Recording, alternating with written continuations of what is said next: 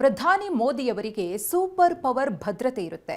ನಮೋ sago ಮಾರ್ಗದಲ್ಲಿ ಲೋಪವಾಗದಂತೆ SPG security ನೀಡಲಾಗುತ್ತೆ. ರಾಜ್ಯ ಪೊಲೀಸರು ಕೂಡ ಭದ್ರತೆಗೆ ನಿಲ್ತಾರೆ.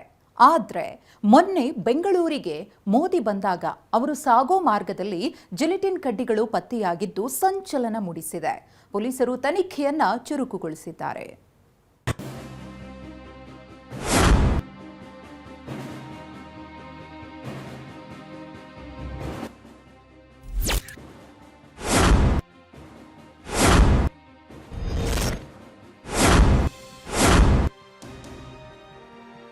ಬಗೆದಷ್ಟು ಬಯಲಾಗ್ತಿದೆ ಜಿಲೆಟಿನ್ ಕಡ್ಡಿ ಪತ್ತೆ ಪ್ರಕರಣದ ರಹಸ್ಯ. ಬೆದರಿಕೆ ಹಾಕಿದ್ದ ಆರೋಪಿ ಲೋಹಿತ್ ಮೂಲ ಸೂತ್ರಧಾರಿನ. ಎನ್ಐಎ ತನಿಖೆ, 6 ತಂಡಗಳಿಂದ ಶೋಧ, ಸಿಗದ ಆರೋಪಿ ಸುಳಿವು. ಮೋದಿ ಸಾಗೋ ದಾರಿಯಲ್ಲಿ ಜಿಲೆಟಿನ್ ಪತ್ತೆ ಪ್ರಕರಣಕ್ಕೆ ದಿನಕ್ಕೊಂದು ಟ್ವಿಸ್ಟ್ ಸಿಗ್ತಿದೆ. ಕಳೆದ 3 ದಿನಗಳಿಂದ ತೀವ್ರ ತನಿಖೆ ನಡೀತಿದೆ. ಎನ್ಐಎ ಅಧಿಕಾರಿಗಳು ಎಂಟ್ರಿ ಕೊಟ್ಟಿದ್ದಾರೆ. ಪೊಲೀಸರಿಂದಲೂ 6 ತಂಡಗಳಿಂದ ತೀವ್ರ ತನಿಖೆ ನಡೀತಿದೆ. ಇದೀಗ ಮೋದಿ ಬರೋಕ್ಕೂ ಮುಂಚೆ ಪೊಲೀಸರಿಗೆ ಬೆದರಿಕೆ ಕರೆ ಮಾಡಿದ್ದ ಆರೋಪಿ ಲೋಹಿತ್ಗೂ ಜಿಲೆಟಿನ್ಗೂ ಲಿಂಕ್ ಇರೋದು ಮೇಲ್ನೋಟಕ್ಕೆ ಗೊತ್ತಾಗ್ತಿದೆ.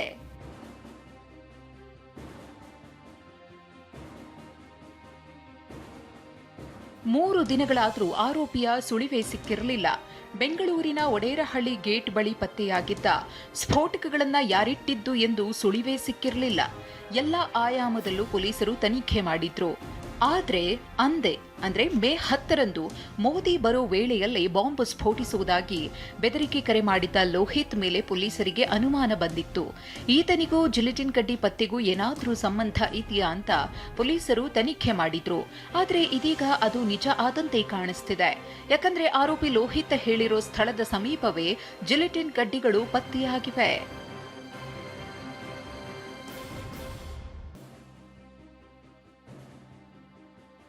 ಮೇ 10ರ ಬೆಳಗ್ಗೆ ಬಾಂಬ್ ಸ್ಫೋಟಿಸುವುದಾಗಿ ಪೊಲೀಸರಿಗೆ ಆರೋಪಿ ಲೋಹಿತ್ ಬೆದರಿಕೆ ಕರೆ ಮಾಡಿದ್ದ. ಕೇವಲ ಬೆಂಗಳೂರಿನ ಕಂಟ್ರೋಲ್ ರೂಮ್ಗೆ ಮಾತ್ರ ಕರೆ ಮಾಡಿಲ್ಲ, ತಮಿಳುನಾಡಿನ ಕಂಟ್ರೋಲ್ ರೂಮ್ಗೂ ಬಾಂಬ್ ಇಟ್ಟಿರುವುದಾಗಿ ಲೋಹಿತ್ ಕರೆ ಮಾಡಿದ್ದಾನೆ. ಬಾಂಬ್ ಸ್ಫೋಟಿಸುವುದಾಗಿ ವಾಟ್ಸ್ಆಪ್ ಮೆಸೇಜ್ ಕೂಡ ಮಾಡಿರುವುದು ಪೊಲೀಸರ ತನಿಖೆಯಲ್ಲಿ ಗೊತ್ತಾಗಿದೆ. ವಾಟ್ಸ್ಆಪ್ ಮೆಸೇಜ್ ಜಾಡು ಹಿಡಿದು ಹೊರಟಾಗ ಆರೋಪಿ ಹೇಳಿದ ಜಾಗದ ಸ್ವಲ್ಪ ದೂರದಲ್ಲೇ ಜಿಲೆಟಿನ್ ಕಡ್ಡಿಗಳು ಪತ್ತೆಯಾಗಿವೆ. ಇದು ಸಾಕಷ್ಟು ಅನುಮಾನಕ್ಕೆ ಕಾರಣವಾಗಿದೆ. ಬೆಂಗಳೂರಿನ ಕಂಟ್ರೋಲ್ ರೂಮಿಗೆ ಆತ ಈಗ ಕರೆಯನ್ನ ಮಾಡಿರಲಿಲ್ಲ, ಜೊತೆಗೆ ತಮಿಳುನಾಡಿನ ಪೊಲೀಸ್ ಕಂಟ್ರೋಲ್ ರೂಮಿಗೆ ಕೂಡ ಮಾಡಿದ್ದ, ಜೊತೆಗೆ ಬಾಂಬ್ ಇಟ್ಟಿರುವುದಾಗಿ ವಾಟ್ಸ್ಆಪ್ ಮೆಸೇಜ್ ಅನ್ನು ಕೂಡ ಮಾಡಿದ್ದ. ಇದು ಸಾಕಷ್ಟು ಆತಂಕಕ್ಕೆ ಕಾರಣ ಆಗಿರುವಂತದ್ದು.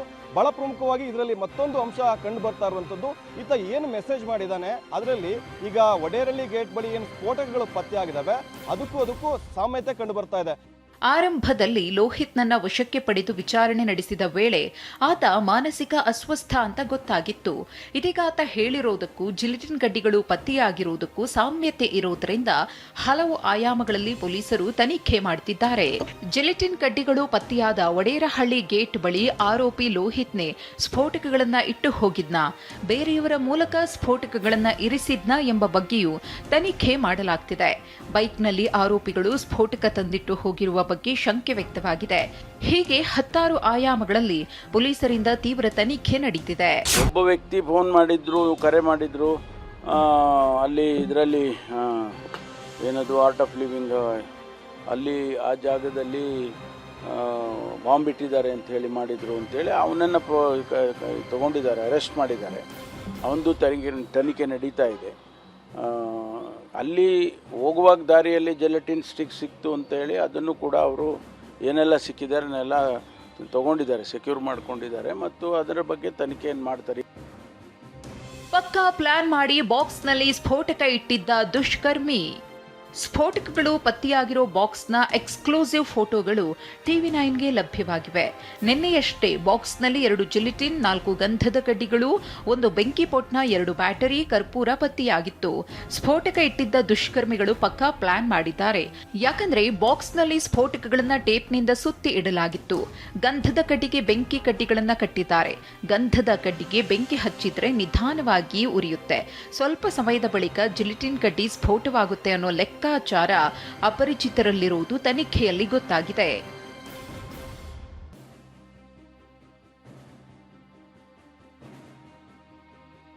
ಮೋದಿ ಸಂಚರಿಸೋ ಮಾರ್ಗದಲ್ಲಿ ಜಿಲಿಟಿನ್ ಕಡ್ಡಿಗಳನ್ನ ತಂದಿಟ್ಟಿದ್ಯಾರು ಅನ್ನೋದು ಇನ್ನೂ ಗೊತ್ತಾಗ್ತಿಲ್ಲ. ಪ್ರಾಥಮಿಕವಾಗಿ ಆರೋಪಿ ಲೋಹಿತ್ ಮೇಲೆ ಅನುಮಾನ ಇದೆ. 6 ತಂಡಗಳಿಂದ ವಿವಿಧ ಆಯಾಮಗಳಲ್ಲಿ ತನಿಖೆ ಮಾಡಲಾಗ್ತಿದೆ. ಮರುಸೃಷ್ಟಿ ಮಾಡಿ ತನಿಖೆ ಮಾಡೋಕ್ಕೂ ತಯಾರಿ ಮಾಡಿಕೊಳ್ಳಲಾಗಿದೆ. ಮತ್ತೊಂದೆಡೆ ಎನ್ಐಎಯಿಂದಲೂ ಪ್ರತ್ಯೇಕವಾಗಿ ತನಿಖೆ ಆಗ್ತಿದೆ. ಪ್ರಶಾಂತ್ ಜೊತೆ ಪ್ರಜ್ವಲ್, TV9 ಬೆಂಗಳೂರು.